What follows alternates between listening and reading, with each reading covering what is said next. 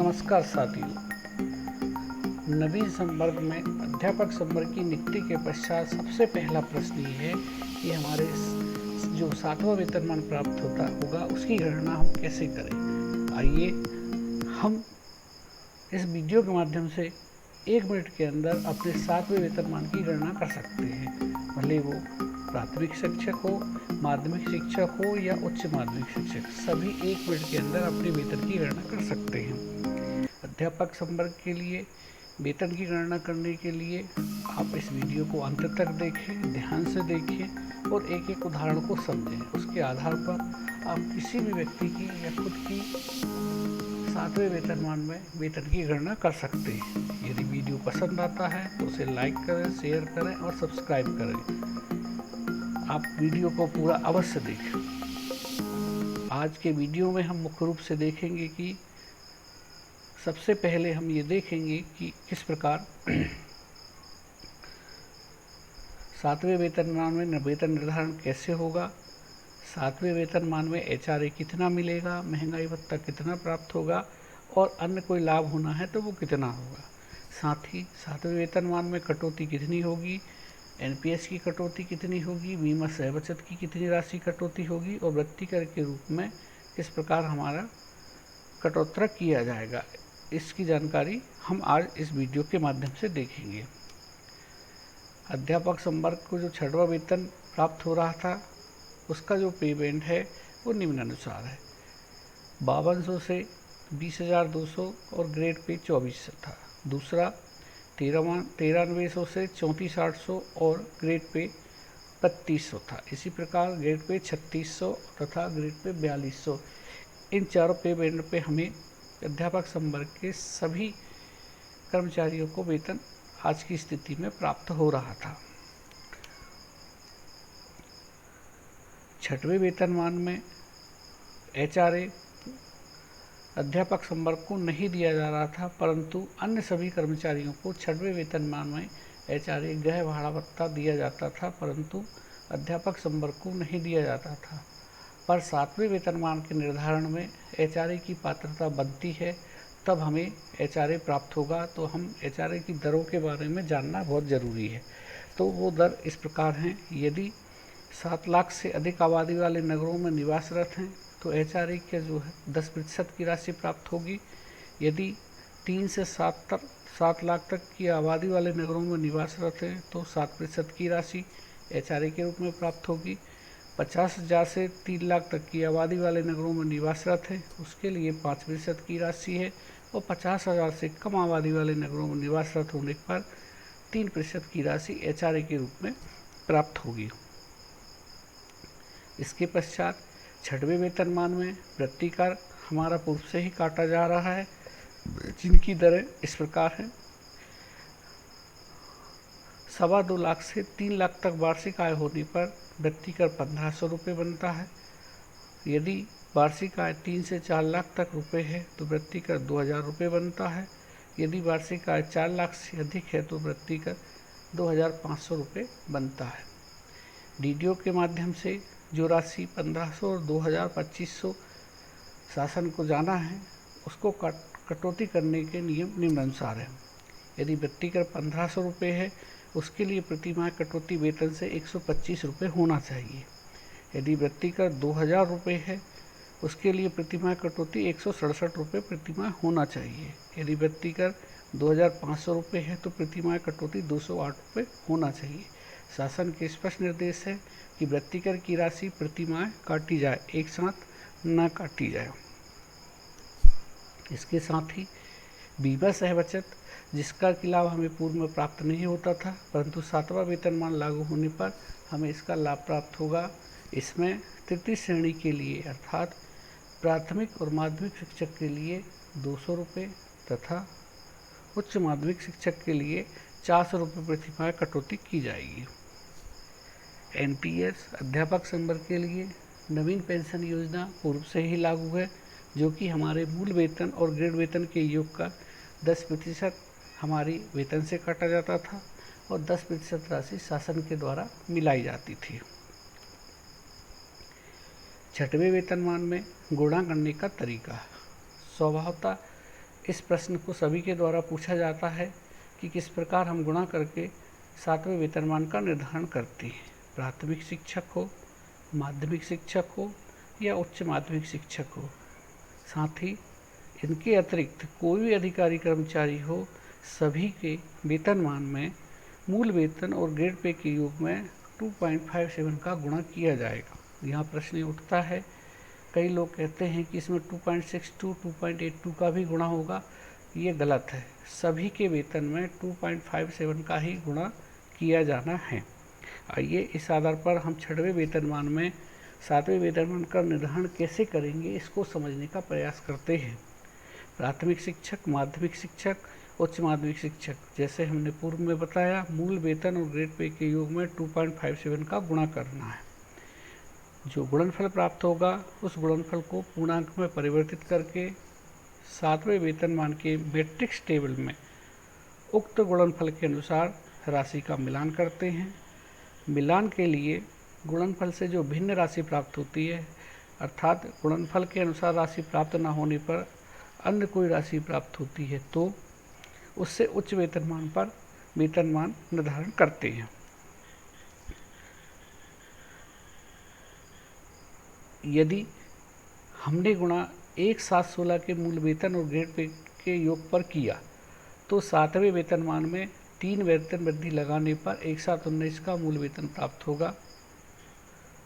यदि गुणा हमने 1/7/2017 के मूल वेतन और ग्रेड पे के योग पर किया तो निश्चित ही हम 7वें वेतनमान के निर्धारण के लिए 1/719 का मूल वेतन प्राप्त करने के लिए 2 वेतन वृद्धि लगाएंगे। यदि गुणा 1/7/18 के मूल वेतन और ग्रेड पे के योग पर करते हैं तो 1/719 का मूल वेतन प्राप्त करने के लिए हम 1 वेतन वृद्धि लगाएंगे। और यदि हम 1/719 के मूल वेतन और ग्रेड पे के योग पर गुणा करते हैं तो 7वां वेतनमान 1/719 की स्थिति में प्राप्त होगा।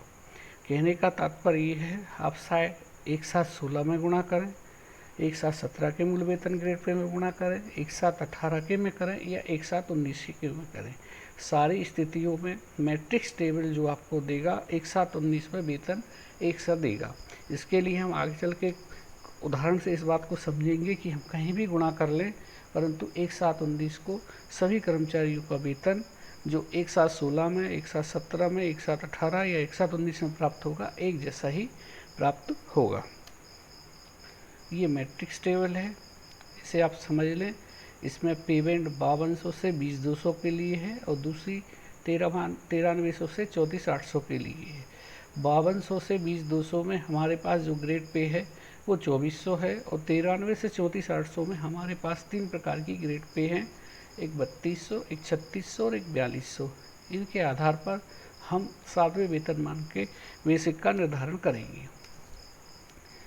7वें वेतनमान के निर्धारण हेतु अब हम विभिन्न उदाहरण लेते हैं। पहला उदाहरण हम लेते हैं, मान लो किसी भी प्राथमिक शिक्षक जिसका कि 6वें वेतनमान में मूल वेतन निम्नानुसार है। यदि हम उसका 1/716 को मूल वेतन देखें तो उसका मूल वेतन 7440 है और ग्रेड पे 2400 है। उसको एक इंक्रीमेंट लगाने पर 1/17 का उसका मूल वेतन देखें तो 7740 प्लस 2400 है। इसी प्रकार यदि 1/7/18 को उसको मूल वेतन देखना चाहें तो 8050 प्लस 2400 पे है और 1/7/19 को यदि उसका मूल वेतन देखना चाहें तो 8370 प्लस 2400, अर्थात हमने चारों डेटों का मूल वेतन और ग्रेड पे लिख के रखा है। हम चारों डेटों के आधार पर फिक्स करके देखेंगे कि 1/7/19 को 7वें वेतनमान में प्राथमिक शिक्षक को कितना वेतन प्राप्त होगा। 1/7/16 के आधार पर हम सबसे पहले देखते हैं 1/7/16 को प्राथमिक शिक्षक का जो मूल वेतन था 7440 था, जिसका ग्रेड पे 2400 था। यदि हम इन दोनों का योग कर दें तो हमें प्राप्त होता है 9840। यदि उसमें हम 2.57 का गुणा कर दें तो हमें प्राप्त होगा 25,288.8। यदि हम इसे पूर्णांक में परिवर्तित करें तो हमें प्राप्त होगा 25,289। 25,289 के लिए हम पे मैट्रिक्स टेबल में जाकर 2400 ग्रेड पे पर हम देखते हैं कि 25,289 के लिए उच्चतर जो वेतन है वो 25,300 है। तब हम कहेंगे 1/7/16 को सातवें वेतन में प्राथमिक शिक्षक का मूल वेतन 25,300 होगा, परंतु हमें वेतन प्राप्त करना है 1/7/19 को। यदि 1/7/16 में उसका मूल वेतन 25,300 है तो उसी 2400 ग्रेड में हम 3 वेतन वृद्धि लगाएंगे। पहली वेतन वृद्धि 26,100, दूसरी 26,900 और तीसरी होगी 27,700। इस प्रकार हम कह सकते हैं कि यदि हमने 1/7/16 के आधार पर उसका वेतन निर्धारित किया तो 1/7/19 में उसको 27,700 प्राप्त होंगे। मान लो कोई कहता है कि नहीं, हम 1/7/17 के आधार पर, छठवें वेतन के आधार पर हम 1/7/19 का वेतन निर्धारित करेंगे, तो उसको भी हम समझने का प्रयास करते हैं। 1/7/17 को छठवें वेतन में इस प्राथमिक शिक्षक का जो मूल वेतन है 7,740 है तथा ग्रेड पे 2400 है। इनका जो योगफल है 10,140 है। यदि इसमें हम 2.57 का गुणा कर देते हैं तो हमें प्राप्त होता है 26,059.8, जिसे हम पूर्णांक में परिवर्तित करेंगे तो 26,060 रुपये प्राप्त होते हैं। 2400 ग्रेड पे वाली टेबल में यदि हम 26,060 का उच्चतर वेतन देखेंगे तो वो हमें प्राप्त होगा 26,100। इस आधार पर 1/7/17 को इस प्राथमिक शिक्षक का जो मूल वेतन है 26,100 होगा, परंतु हमें 1/7/19 में चाहिए, इसलिए हम इसकी 2 वेतन वृद्धि लगाएं। तो यदि हम 26,100 के बाद 2 वेतन वृद्धि लगाएंगे तो पहली वेतन वृद्धि 26,900 और दूसरी 27,700। इस प्रकार 1/7/19 को उसका मूल वेतन जो होगा 27,700 रुपये प्राप्त हुआ। 1/7/16 के आधार पर भी 27,700 आ रहा, 1/7/17 के आधार पर भी 27,700 आता। आइए अब हम इसको 1/7/18 के आधार पर देखते हैं। इस प्राथमिक शिक्षक का वेतन 1/7/18 को 8,050 है। यदि उसमें हम ग्रेड पे योग कर देते हैं तो हमें 10,450 प्राप्त होता है। यदि इसमें हम 2.57 का गुणा करें तो हमें 26,856.5 प्राप्त होता है, जिसे हम पूर्णांक में परिवर्तित करेंगे तो 26,857 प्राप्त होता है। 26,857 के लिए पे मैट्रिक्स टेबल में 2400 ग्रेड पे में उच्चतर यदि वेतन देखें 26,857 के लिए 26,900 होगा, अर्थात 1/7/18 को इस प्राथमिक शिक्षक का 7वें वेतनमान में मूल वेतन 26,900 होगा, परंतु 1/7/19 के लिए इसको एक वेतन वृद्धि लगाएंगे तो यह कर्मचारी 1/7/19 को 27,700 पर फिक्स होगा। आइए हम 1/7/19 में ही गुणा करते हैं। यदि मान लो 1/7/16 में भी नहीं करना, 1/7/17 में भी नहीं करना, 1/7/18 में भी नहीं करना, सीधे 1/7/19 में करना है 7वें वेतन के लिए, तो हम जानते हैं 1/7/19 को छठवें वेतन में इस प्राथमिक शिक्षक का मूल वेतन 8,370 है, जिसमें 2400 ग्रेड पे जोड़ने पर 10,770 प्राप्त होता है। यदि इसमें 2.57 का गुणा कर दें तो जो गुणनफल प्राप्त होता है 27,678.9। इसे हम पूर्णांक में परिवर्तित करेंगे तो 27,679 रुपये प्राप्त होते हैं। 27,679 के लिए हम पे मैट्रिक्स टेबल में जाएं तो 2400 ग्रेड पे के लिए जो उच्चतर वेतन है वो 27,700 रुपये है। इस आधार पर 1/7/19 को इस प्राथमिक शिक्षक का जो मूल वेतन होगा 27,700। तब हम कह सकते हैं हम किसी भी प्रकार वेतन का निर्धारण करें, हर स्थिति में 1/7/19 को इस प्राथमिक शिक्षक का मूल वेतन 27,700 प्राप्त होगा। आइए हम दूसरा एक उदाहरण लेते हैं। मान लो कोई माध्यमिक शिक्षक है जिसका छठवें वेतन में वेतन निम्नानुसार है। 1/7/16 में देखें तो उसका मूल वेतन 9300 और ग्रेड पे 3200 है। 1/7/17 को 9,680 प्लस 3200, 1/7/18 को 10,070 प्लस 3200 है और 1/7/19 को 10,407 प्लस 3200 है। इस आधार पर हमने छठवें वेतन की सारी गणना कर ली है। अब हम इसको 1/7/16 से, 1/7/17 से, 1/7/18 से और 1/7/19 से फिक्स करके देखते हैं कि इसका 1/7/19 को 7वें वेतनमान में वेतन कितना निर्धारित होता है। आइए सबसे पहले हम 1/7/16 में देखते हैं तो इसका मूल वेतन और ग्रेड पे का जो योग है वो 12,500 होगा, जिसमें यदि 2.57 का गुणा कर दें तो हमें 32,125 प्राप्त होगा। 3200 ग्रेड पे में हम देखते हैं कि 32,125 के लिए उच्चतर वेतन 32,800 है। इस आधार पर 1/7/16 को इस माध्यमिक शिक्षक का मूल वेतन 32,800 होगा, परंतु हमें एक साथ 19 में इसका वेतन प्राप्त करना है तो हम इसमें 3 वेतन वृद्धि लगाएंगे। तो पहली वेतन वृद्धि 33,800, दूसरी 34,800 और तीसरी 35,800। इस प्रकार एक साथ 19 को इस कर्मचारी का 7वें वेतन में मूल वेतन 35,800 होगा। यदि मान लो हम इसी वेतन को एक साथ 17 के आधार पर निर्धारित करते हैं तो एक साथ 17 में इसके मूल वेतन और ग्रेड पे को जोड़ने पर 12,880 प्राप्त होता है, जिसमें यदि हम 2.57 का गुणा कर दें तो 33,101.6 प्राप्त होगा, अर्थात 33,102 रुपये प्राप्त होगा। 33,102 के लिए यदि हम 3200 के ग्रेड पे के लिए टेबल में यदि देखें तो उच्चतर वेतन जो है 33,800 रुपये है, अर्थात एक साथ 17 को यह माध्यमिक शिक्षक 7वें वेतनमान में 33,800 पर फिक्स होगा। तब हम यदि इसकी 2 वेतन वृद्धि लगाते हैं तो हमें एक साथ 19 में इसका वेतन 35,800 प्राप्त होगा, अर्थात एक साथ 16 में निर्धारित करें या एक साथ 17 में निर्धारित करें, परंतु एक साथ 19 को उसका वेतन 35,800 है। मान लो हम इसको एक साथ 18 के आधार पर निर्धारित करते हैं तो देखते हैं कि एक साथ 18 में इसका मूल वेतन और ग्रेड पे का जो योग है 13,270 है। यदि इसमें हम 2.57 का मल्टीप्लाई कर दें तो 34,103.9 प्राप्त होगा, जिसे हम पूर्णांक में परिवर्तित करें तो 34,104 प्राप्त होगा। 34,104 के लिए जब हम मैट्रिक्स टेबल में देखते हैं कि 3200 ग्रेड पे के लिए 34,104 का जो उच्च वेतनमान है 34,800 है, तब एक साथ 18 में 7वें वेतनमान में इस माध्यमिक शिक्षक का जो मूल वेतन होगा वो 34,800 होगा।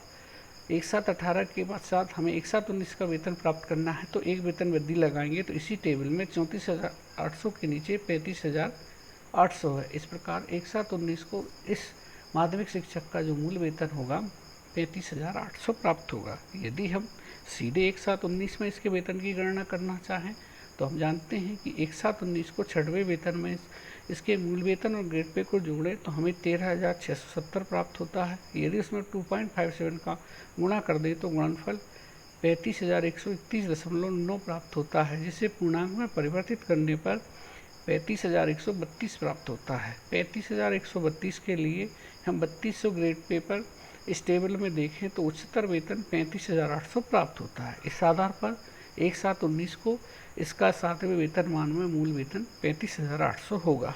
हमने 4 चीज़ों पर 4 डेटों पर इसका वेतन निर्धारण किया और एक साथ 19 में 7वां वेतनमान प्राप्त किया जो कि 35,800 ही प्राप्त होता है। अर्थात हम किसी भी एक साथ 16, एक साथ 17, एक साथ 18, एक साथ 19 किसी भी डेट के आधार पर यदि वेतन फिक्स करते हैं तो एक साथ 19 को वेतन 35,800 ही प्राप्त होगा।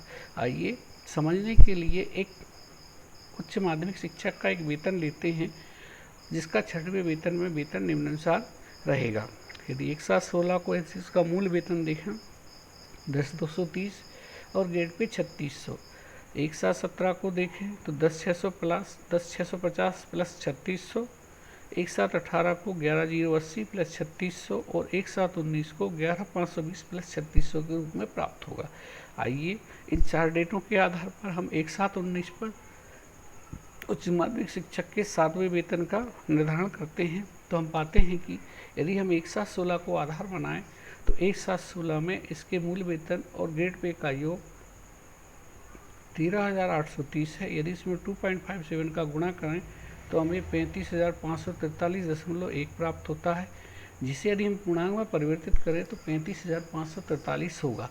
तब हम 3600 ग्रेड पे में देखते हैं 35,543 के लिए उच्चतर वेतनमान 36,200 है। तब एक साथ 16 में इस उच्च माध्यमिक शिक्षक का जो वेतन होगा 7वें वेतनमान में 36,200 होगा। हमें एक साथ 19 का चाहिए तो हम इसमें 3 वेतन वृद्धि लगाएंगे।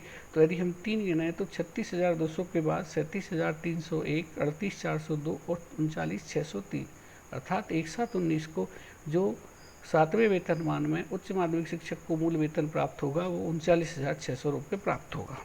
इसी को यदि हम एक साथ 17 के आधार पर निर्धारित करते हैं तो हम जानते हैं कि इस उच्च माध्यमिक शिक्षक का 6वें वेतनमान में मूल वेतन और ग्रेड पे का योग जो है वो 14,250 है। यदि उसमें हम 2.57 का गुणा कर दें तो हमें 622.5 प्राप्त होगा, जिसे पूर्णांक में परिवर्तित करने पर 36,623 रुपये प्राप्त होगा। 36,623 के लिए हम 3600 ग्रेड पे वाली टेबल जब देखते हैं तो उसके लिए उच्चतर जो वेतनमान है वो 37,300 है। अर्थात 1/7 को इस उच्च माध्यमिक शिक्षक का 7वें वेतनमान में मूल वेतन जो होगा 37,300 होगा। हमें 1/7/19 का वेतन चाहिए, इसलिए हम 2 वेतन वृद्धि लगाएं, तो हम 2 वेतन वृद्धि लगाने पर इसका मूल वेतन 39,600 रुपये प्राप्त करते हैं। अर्थात हमने 1/16 में निर्धारित करने के पश्चात 1/19 में उसका मूल वेतन निकाला, वो 39,600 आया। 1/17 में भी निकाला तो आया। आइए हम 1/18 और 1/19 में भी इसको निकाल कर देखते हैं तो किस प्रकार इसका वेतन प्राप्त होता है। 1/18 को 6वें वेतनमान में इस बार उच्च माध्यमिक शिक्षक यदि वेतन देखें तो इसके मूल वेतन और ग्रेड पे का योग 14,680 है। यदि हम इसमें 2.57 का मल्टीप्लाई कर देते हैं तो हमें 37,727.6 प्राप्त होता है, जिसे पूर्णांक में परिवर्तित करने पर 37,728 रुपये प्राप्त होगा। 37,728 के लिए हम 3600 ग्रेड पे पर 7वें वेतनमान की टेबल में हमें देखें तो उच्चतर वेतन हमें 38,400 प्राप्त होगा। 1/7/18 में इस उच्च माध्यमिक शिक्षक का 7वें वेतनमान में मूल वेतन जो होगा 38,400 होगा। 1/7/19 के लिए हम इसमें एक वेतन वृद्धि लगाते हैं तो हम प्राप्त करते हैं कि इसका मूल वेतन 39,600 होगा। आइए हम ना 1/7/16 में करते, ना 17 में, ना 18 में, सीधा 1/7/19 में इसका मूल वेतन 7वें वेतनमान में निकालना चाहते हैं तो हम 6वें वेतनमान में इसका अधिवेतन देखें और ग्रेड पे का योग करें जो 15,120 प्राप्त होता है। यदि इसमें हम 2.57 का गुणा कर दें तो हमें 38,858.4 प्राप्त होगा, जिसे हम पूर्णांक में परिवर्तित करेंगे तो 38,858 रुपये प्राप्त होगा। 38,858 के लिए 3600 ग्रेड पे में 7वें मैट्रिक्स की जो टेबल में जो उच्चतर वेतन है वो 39,600 है। इस आधार पर 1/7/19 में 7वें वेतनमान में इस उच्च माध्यमिक शिक्षक का जो वेतन है, मूल वेतन है, वो 39,600 प्राप्त होगा। अर्थात जिस प्रकार हमने प्राथमिक, माध्यमिक, उच्च माध्यमिक का वेतन निर्धारित किया, सब में हमने अलग अलग डेटों में निर्धारित करके देखा, परंतु 1/7/19 में सभी का वेतन उसके अनुसार प्राप्त हुआ। अर्थात इस आधार पर हम किसी भी वेतन को किसी भी डेट में गुणा करने के पश्चात प्राप्त कर सकते हैं और 1/7/19 का मूल वेतन आसानी से ज्ञात कर सकते हैं। 7वें वेतनमान में जो हमें राशि प्राप्त होगी, 1/7/19 को मूल वेतन प्राप्त होगा। जो राशि है उसमें 12% महंगाई भत्ता प्राप्त होगा। HRA जिसकी दरें हमने पूर्व में जानी थी, या तो 10% या 5% या 7%, ये हमें प्राप्त होगा। साथ ही जो 7वें वेतनमान में कटौती होगी, NPS की राशि जो कि 10%, 7वें वेतन में मूल वेतन और महंगाई के योग का जो योग आएगा उसका 10%, बीमा की राशि या तो 200 रुपये या 400 रुपये, निवृत्ति कर जो कि पूर्व निर्धारित है 125, 167 या 208 रुपये। यदि किसी का आयकर कट रहा है तो उसे भी प्रतिमाह काटा जा सकता है। इस प्रकार 7वें वेतनमान में प्राप्त राशि कटौती राशि के पश्चात आपको शेष राशि आपके खाते में जमा होगी। आशा है आपने इस वीडियो को ध्यान से देखा होगा और अपना वेतन का निर्धारण आप स्वयं कर सकते हैं, गणना स्वयं कर सकते हैं, इसको समझा होगा। यदि वीडियो आपको पसंद आता है तो इस वीडियो को लाइक करें, शेयर करें, सब्सक्राइब करें। यदि कोई प्रश्न पूछना है तो कमेंट बॉक्स में कमेंट अवश्य लिखें। बहुत बहुत धन्यवाद।